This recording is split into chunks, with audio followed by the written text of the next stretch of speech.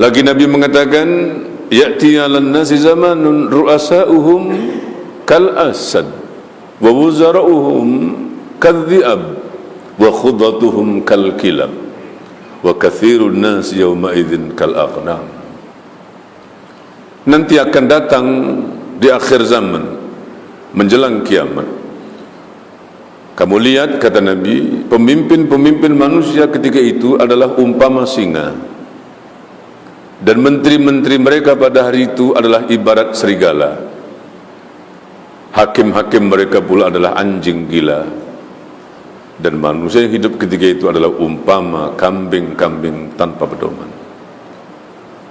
Apa mau jadi struktur sebuah masyarakat ya, di mana pemimpinnya bermentaliti seperti mentaliti singa. Singa itu kerjanya tukang terkam. Ya, dari dulu singa memang raja. Ada pilihan raya ataupun tidak, singa tetap raja. Raja hutan. Kerjanya terkam sana, terkam sini. Menterinya adalah serigala. Binatang paling licik, binatang pandai mengampu itu serigala. Ya, pengampu-pengampu. Jadi menterinya adalah pengampu-pengampu. Hakimnya adalah anjing. Nah, anjing gila. Anjing nih Tuhan, dari segi kesetiaannya memang sangat bagus.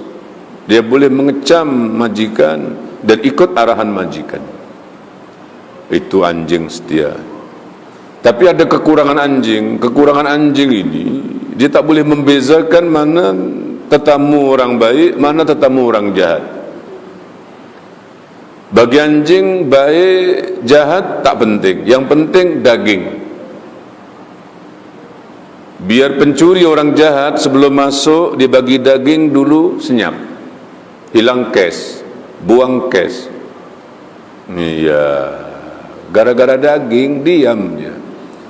Tapi biar ustadz datang dengan tangan kosong, dari diam lagi kuat menyala, cari-cari alasan, dicari-cari kesalahan. Artinya bagi hakim yang mentalitinya anjing, benar salah tak penting, yang penting daging itu. Suapannya, nilai sogokannya, nilai bendanya, materialnya, uang, boleh saja jadi yang benar salah, yang salah jadi benar. Dan yang terakhir, manusia hidup tanpa pegangan seperti kambing. Kambing kemanapun dibawa, embek juga bunyi. Di kandang embek, di padang embek, di pasar embek, ke masjid embek, ke parlimen embek, disembelih pun embek. Nak masuk kuali pun bunyi lain tak tahu, embek juga. Akhir zaman akan terjadi seperti itu. Dan lagi kata Nabi, apabila ekonomimu telah dipengaruhi oleh riba, hingga tidak lagi ada transaksi jual beli, simpan pinjam, sewa gadai, melainkan pasti di sana ada riba. Bilangan kaum wanita lebih besar daripada kaum lelaki. Masa berjalan begitu pantas, jarak yang jauh terasa begitu sangat dekat.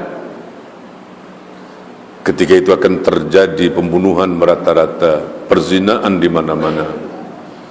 Ekonomi sebuah negara dimonopoli oleh satu golongan sahaja. Amanah disia-siakan. Zakat dianggap sebagai cukai. Laki-laki tunduk kepada kemauan kaum wanita. Anak-anak derhaka kepada ibunya. Pergaulan bebas merajalela. Anak-anak zina memenuhi jalan-jalan raya. Masjid-masjid sudah dijadikan sebagai tempat pergaduhan. Dipilih pemimpin dari kalangan orang yang paling rosak akhlaknya. Dihormati seseorang karena takut akan kejahatannya. Arak diminum di merata-rata. Laki-laki berbangga dengan emas dan kain sutra. Artis penyanyi disanjung tinggi dan ulama dikeji. Musik lagu-lagu dijadikan sebagai hiburan.